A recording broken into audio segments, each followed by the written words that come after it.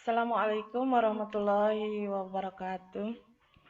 Apa kabar teman-teman? Masih belajar di rumah ya?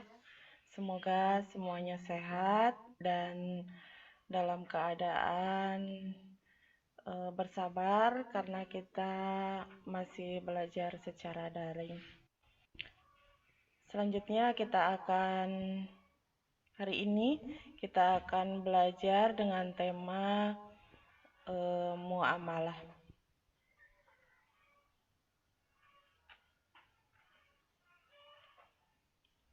Kemarin saya sudah pernah memberikan tugas ya untuk muamalah. Apa itu muamalah? Muamalah adalah hal-hal yang termasuk urusan kemasyarakatan atau pergaulan dengan masyarakat sehari-hari. Jadi, muamalah ini adalah kegiatan atau ibadah yang dilakukan yang berhubungan dengan orang lain. Dalam fikih, muamalah diartikan sebagai tukar-menukar barang atau sesuatu yang memberi manfaat dengan cara yang ditempuhnya.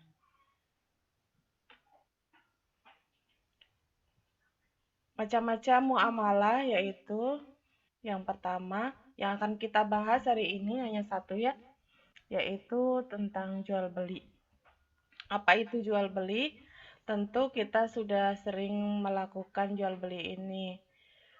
Dari sejak kecil kita sudah terbiasa untuk melakukan kegiatan jual beli, baik itu secara perorangan maupun secara berkelompok. Jual beli adalah kesepakatan tukar-menukar benda untuk memiliki benda tersebut selamanya. Jadi dalam jual beli itu terdapat klausul bahwa sebenarnya tukar menukar di sini adalah orang yang memiliki uang yang lazim gitu ya di tempat kita. Orang yang memiliki uang akan menukarkan sesuatu dengan barang yang dikehendakinya. Apa syarat jual beli menurut Islam? Yang pertama untuk penjual.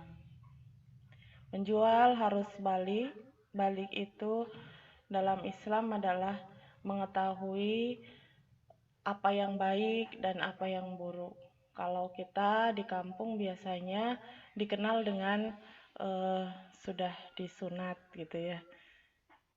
Atau bisa juga disebut sebagai dewasa. Kemudian berakal sehat. Apa itu akal sehat? Akal sehat yaitu orang yang memahami bahwa ini benar, ini salah, ini tidak bisa dipermainkan dan lain sebagainya. Sedangkan untuk apakah orang yang tidak berakal sehat tidak boleh melaksanakan jual beli? Ini berkaitan dengan kepercayaan ya.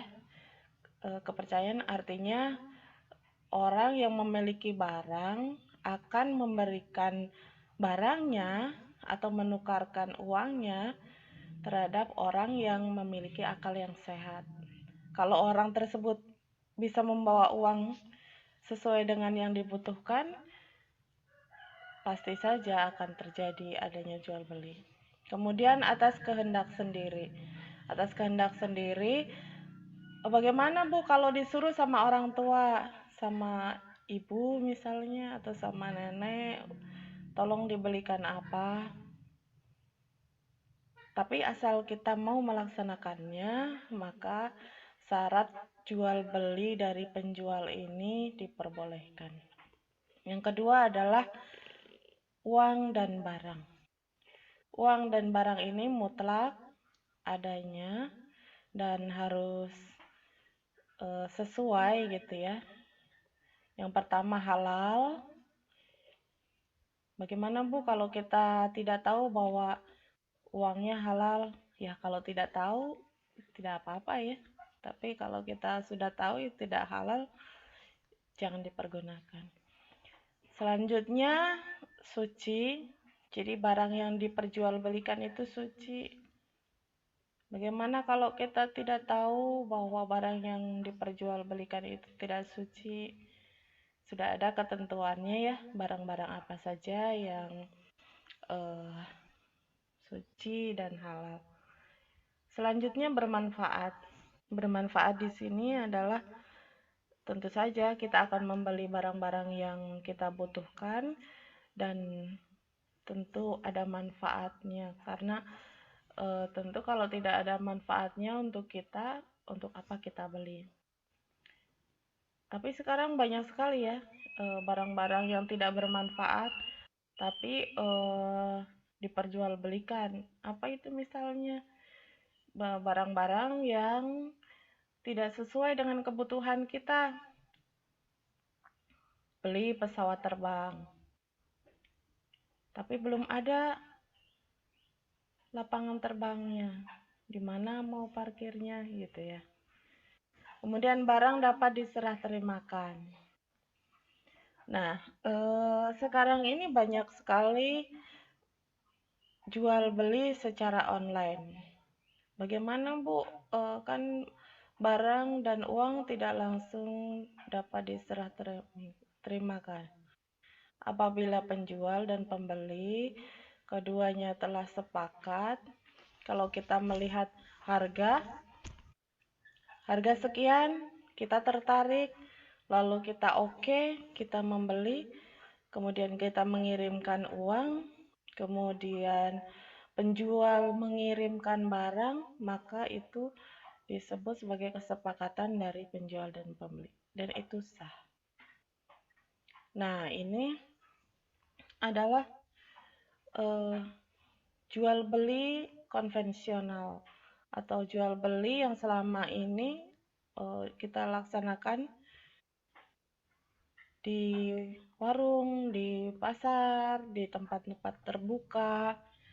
Jadi kita datang langsung ke penjualnya, kemudian melihat barangnya, kemudian ditimbang, kita menyerahkan uang, kemudian terjadi ijab kabul, itu jual beli. Bagaimana Bu dengan jual beli online yang sekarang marak sedang dilakukan? Nah ini, jual beli online. Kita terbiasa ya, sudah terbiasa dengan hal seperti ini. Bahkan dengan makanan, sayur, apapun sekarang bisa diperjualbelikan secara online. Tetapi kelemahannya adalah ketika kita tidak melihat sendiri barang yang diperjualbelikan, maka ketika barang yang datang berbeda dengan gambar atau foto yang diperlihatkan di gawai atau gadget, maka itu adalah salah satu dari kelemahan jual beli secara online. Sah tidak? Sah. Boleh dilaksanakan. Kemudian adanya ijab kabul.